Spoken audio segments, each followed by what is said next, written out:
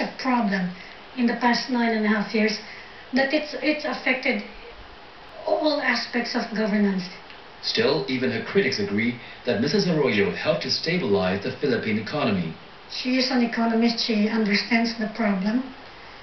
She exerted enough political will to pass unpopular taxes which we needed for financial stability. Ironically enough, that many people will think that Arroyo's main achievement is her capacity to hold on to power. I have never expressed a desire to extend myself beyond my term. Many of those who accuse me of it try to cling like nails to their posts. Mrs. Arroyo is now trying to nail down a seat in the House of Representatives. Well, back in the studio with us are our special guests this evening, Dr. Julius Bautista from the National University of Singapore and Kevin Punzalan from the Nanyang Technological University. All right, Julius, you saw yourself there making a comment on how unpopular Mrs. Arroyo is. But do you think, looking back in maybe 10 years from now, that history will be kind to her? There is actually a precedent of past presidents who have left office with very, very high disapproval ratings. And we now look back on them with not so much reverence, but with, in a sense, a kind of forgetting of how unpopular they actually were. This occurred with President Ramos when he stood down from office under circumstances that had a lot of people very, very disapproving of his presidency. And now, of course, we have the notion that even President Marcos's administration is seen as not quite as bad as it had been in the immediate aftermath of his presidency. Of course, a lot has to do with the generational gap that one could find there. But with Arroyo, it might be difficult to see at this stage that her presidency would be viewed favorably down the track. But there are allegations of some wrongdoing by her during her time in office. And okay, by all accounts right now, Benigno Aquino is likely the candidate to win the presidency. He's already said he'll go after the Marcoses. Do you think he would also go after Mrs. Arroyo? I think part of the reason why he was elected in the first place is that the public wants Aquino to make sure that Arroyo is held accountable for any supposed crime she may have committed.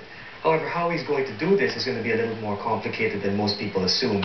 Because for Aquino to be able to do this, he has to get the support of local officials, he has to get the support of the other organs of the government, including the courts and the legislature. So for him to do this, he'll have to make deals and compromises especially with the legislature, and to ensure that the court is sympathetic to whatever cases his government might initiate against Mr. Arroyo. When you talk about deals, what kind of deals are you suggesting? Well, for certain there has to be, at least in Philippine tradition, what the national government does in cooperation with the local governments is to ensure that enough funding is allocated to local government units for their own spending. Other agreements might include, for example, appointments to important positions, executive positions. These are examples. But if Mrs. Arroyo wins a seat in the House of Representatives and eventually becomes Speaker of the House, does she get immunity from all of this? Well, it'll certainly be very difficult for Aquino to take any aggressive action against her. But I think that the public groundswell of support will ensure that Arroyo will not get away scot-free. That's true. People power can get rid of a president. They can get rid of House Speaker.